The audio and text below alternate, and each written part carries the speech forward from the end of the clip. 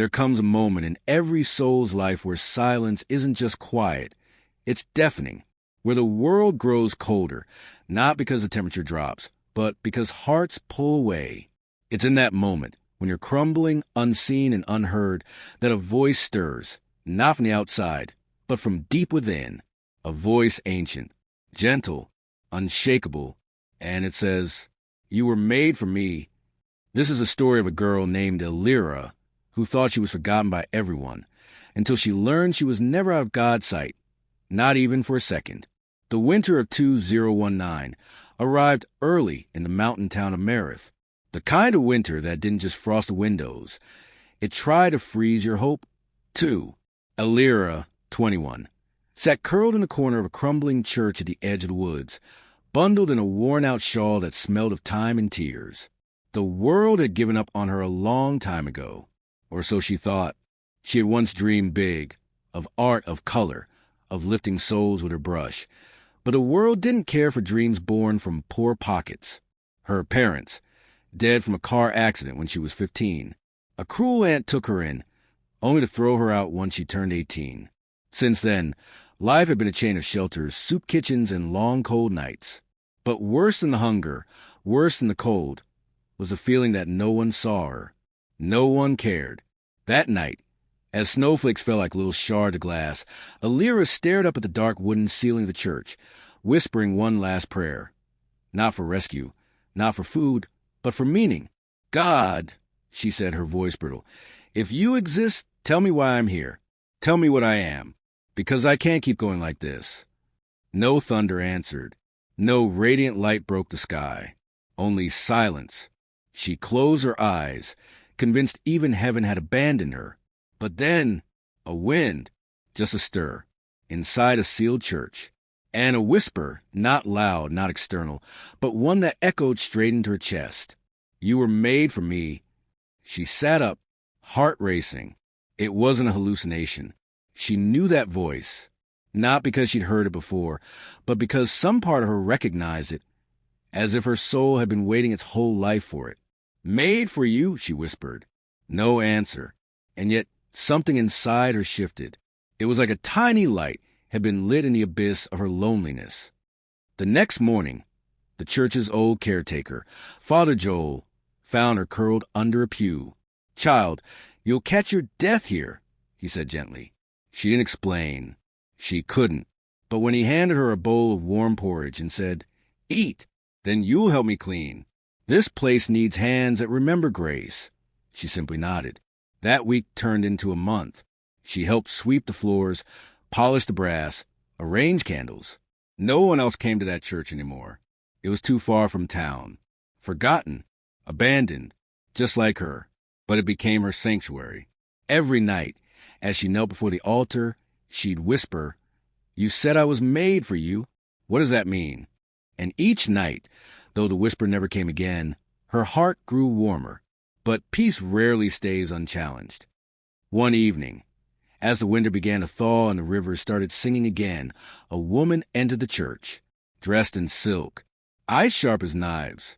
Her name was Danica Harrow, a renowned gallery owner from the city, in town for some relative's funeral.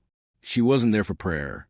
She was there because she'd seen Elira drawing on a napkin outside the general store the day before. "You did this?" Danica asked, flashing the sketch. Elira hesitated. "Yes." Danica's eyes narrowed. "I want more. I'll pay." It felt too good to be real. The money, the exposure, the validation. Elira followed Danica to the city a week later. Her work hung on clean white walls, praised by critics. People smiled, applauded, clapped her back. But amidst all the lights and applause, something began to dim inside her. She stopped hearing the whisper in her chest. Her prayers became hollow. Her soul a shadow. 3 months passed. Danica became controlling, demanding. "Change your style. Add more pain. That's what sells," she hissed. Elira obeyed. Her art grew darker, not because it came from her, but because it was sold from her. Her very soul commodified. She tried to ignore it. After all, she had money now. A warm bed. No hunger. No cold, but no peace. And peace is the one thing that can't be bought. One night, after a gallery event filled with shallow smiles, she locked herself in her apartment and stared at her reflection. Who was she now? Was this what she was made for? She fell to her knees, and for the first time in months, she sobbed, not from despair, but from hunger. A hunger that couldn't be fed by food or fame. God, she whispered again, choking, was I wrong? I thought you said I was made for you, but I feel farther than ever. This time, there was no wind, but her phone vibrated. A text from an unknown number. Just 4 words. You still are mine. Her breath caught. It wasn't the same voice, not exactly. But the message, it struck the same place. That deep, eternal center that had heard the first whisper. She wept, not out of fear, but because, for the first time in months, she remembered who she was. Elira left the gallery world the next day. People called her foolish, said she was wasting her talent. But talent meant nothing if it cost her soul. She returned to Merith, to the little church in the woods. Father Joel was gone. He'd passed in his sleep. But he left her a note in the vestry. He brought you back for a reason. You were never forgotten. And so she stayed, painting not to sell, but to heal, for the broken children, for the weary travelers, for the lost who wandered into the church like she once had. She had no fame now, no fortune, but she had purpose. And every night, as the wind whispered to the stained glass windows, she could still feel it, God's presence, quiet and steady, a truth that anchored her in every storm. You were made for me. Some people think when you find God, the battles stop, that once you've heard his voice, life becomes calm and predictable. But that's a myth wrapped in comfort. The truth? When you return to your purpose, when you begin to walk the path God carved just for you, that's when the storms come. Because darkness doesn't attack what is lost. It hunts what is awakening. And Elira, she had awakened. She had left behind the city, the money, the empty praise. But she had also unknowingly stepped onto the battlefield of her soul. This is where the real war begins. Spring blossomed slowly in Merith. The snow melted, revealing green patches beneath, as if the earth itself was remembering how to breathe again. The old church hadn't seen this much life in years. Elira painted the chapel walls with soft images, light emerging from shadow, hands reaching toward hope, rivers of gold flowing from broken hearts. People started to come again, not in crowds, but in whispers, lost souls drawn to something they didn't understand. A grieving mother, a boy who hadn't spoken since his father died, a man addicted to silence because it drowned out his regrets. They came, and Elira listened. She didn't preach. She simply painted, and the colors did what words couldn't. Each night, she prayed in the quiet, asking God, "Am I doing it right?" And while he didn't always answer with words, he responded in ways only her spirit could read. The way the sun hit her window just when she doubted, the stranger who left a food basket on the steps, the child who smiled for the first time in months. She was home, or so she believed. But the enemy waits for moments like these. It began subtly. A letter slipped under the church door. "You're wasting your gift. The city misses you." She ignored it. Then came the man, well-dressed, sharp-tongued. He called himself Marcus Vale. "Miss Elira," he said with a grin that never touched his eyes, "I represent a publishing house. We followed your story. The artist who left fame for faith? That's gold. We'd like to offer you a book deal. Worldwide prints. Exclusive exhibitions. The works." Elira stared at him, heart steady. "I don't paint for profit anymore." He chuckled. "Of course you don't. But imagine the impact. Your message would reach thousands. Millions." It was tempting. Oh, how it was tempting. But temptation doesn't always feel evil. Sometimes it feels like opportunity dressed in a suit and tie. "I need time," she said quietly. Marcus nodded. "Of course. But know this, Miss Elira, not everyone appreciates people who waste divine gifts." He left a card. Black, embossed, too elegant for a chapel of broken pews. Elira placed it on the altar. "God," she whispered. Am I wasting what you gave me? That night, she dreamed of fire. Not flames, but fire in the sky. Clouds burning red, winds howling like wolves, and a faceless figure shouting her name. Elira! She turned, but saw nothing, only the echo, and then a mirror. It hovered midair. Within it, she saw herself, not as she was now, but as she had been in the city, surrounded by applause, bathed in vanity. And behind her, shadows, silent, feeding off her light. She screamed, That's not me anymore. But the mirror didn't shatter. It only smiled. She woke in a cold sweat. And somehow she knew the storm wasn't coming. It was already here. The following week was war, not with people, but within. Self-doubt returned like an old friend. She questioned everything, her work, her purpose, even her worth. Was she truly called by God, or just running from a life she failed to navigate? The church roof began to leak. Funds ran low. Some townsfolk whispered behind her back, saying she was strange. Others said she was prideful for rejecting success. And amidst it all, Marcus returned. I can fix all of this, he said. Money, repairs, even fame. Just say the word. But Elira had grown wiser. She looked at him closely now and saw behind his eyes not evil, but hunger, the kind that craves control, not connection. She smiled gently. I wasn't made for the world's applause. He sneered. No, you were made to disappear into a forgotten chapel? She stood tall. No, I was made for him. He left, but his shadow lingered in her mind. One evening, as the wind howled louder than usual, the power went out. The church was pitch black. Only the moonlight through the stained glass painted vague colors on the floor. Elira lit a single candle and walked toward the altar. She felt again that same presence she felt months ago when she first heard the whisper. Only this time, it wasn't gentle. It was mighty. She dropped to her knees. I'm scared, she confessed. I don't want to fail you. And then the flame on the candle danced wildly.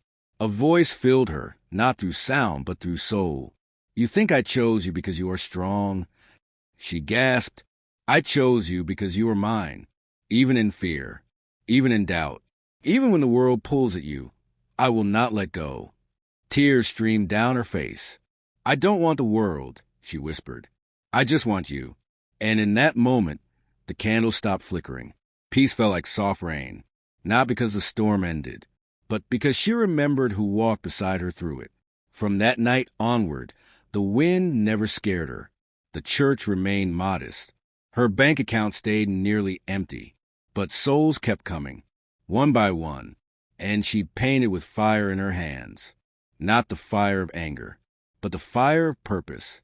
And her art, oh, it began to shine with something otherworldly, something people couldn't explain. They didn't just see color, they felt healing. One man stood before a canvas of hers and began to cry without knowing why. A woman touched a corner and whispered, I felt like God saw me. Because he did. Through Elira, through someone the world had tossed aside, mocked, overlooked. And yet God had whispered, you were made for me. And that truth was now echoing into others, louder than any storm, bolder than any temptation. This was her calling. This was her war. And she was no longer afraid. Sometimes when the battle ends, we expect applause. We imagine peaceful sunsets, easy breaths, a reward. But with God, victory doesn't always look like the world thinks it should. Victory may look like a cracked chapel, a heart full of scars, and hands calloused from service. But in heaven's eyes, that is a crown of glory. Elira didn't win through fame or wealth. She won because she stayed. She remained. She stood when everything told her to run. And now, the heavens were opening. Months passed. The town changed, slowly but surely. The once closed-off villagers began smiling again. The broken started to hope, not because life got easier, but because they saw someone live differently. Elira's art had become more than decoration. It was medicine. Her paintings spoke things she couldn't say aloud. Forgiveness, redemption, identity. And people heard. One cold morning, a letter arrived, not from the city, not from Marcus, but from a quiet girl named Anna. She was 17. She had been watching Alira secretly, afraid to come in. She'd lost her parents, lived with a cruel uncle, and believed her life meant nothing. The letter read, "I saw the way you painted the girl kneeling in the storm. That's me. I feel like that every day. But something in your painting told me God still sees me. Is that true? Even someone like me?" Alira cried, not out of sorrow, but out of awe, because this was why she had walked away from the world. Not to hide, not to give up, but to be found, so others could be too. She wrote back, "Yes, especially someone like you. You were made for him, and that means you are never forgotten." A week later, Anna showed up at the church door, shivering, hollow-eyed, but alive. Alira opened her arms, and Anna collapsed into them like a broken bird falling into sky-colored safety. One night, while painting alone, Alira felt the wind shift again. The air grew thick, not dangerous, but sacred. She closed her eyes, and there it was, that voice, that same silent thunder. "You were made for me." Tears slid down her cheeks. "But why me, Lord?" "Because you never stopped looking for me, even in the noise, even in the fame, even when you didn't know it. Your soul cried for my presence." She fell to her knees, sobbing. He continued, "The world loved your art, but I loved your heart, and through it I will reach the forgotten, the wounded, the ones who no longer believe they belong." Then the wind stilled, and she knew something was about to happen. That Sunday, the church filled beyond capacity. People stood outside just to hear the hymns drift through the cracks. And among them stood Marcus Vale, not with arrogance this time, but with emptiness. He waited until the last person left, then stepped forward. Alira tilted her head, back to make another offer, but he looked older, tired. "No," he said quietly. "I came because I lost everything." His voice cracked. "I watched you walk away from what I thought was power, and I laughed. But now, I don't sleep. I don't smile. I'm surrounded by applause, but I feel like I'm drowning in it. I saw your painting in a small magazine, the one of the prodigal child running into the arms of light, and I wept. I don't know why." Alira nodded, heart still, "Because," she whispered, "your soul remembers what your pride forgot." He broke.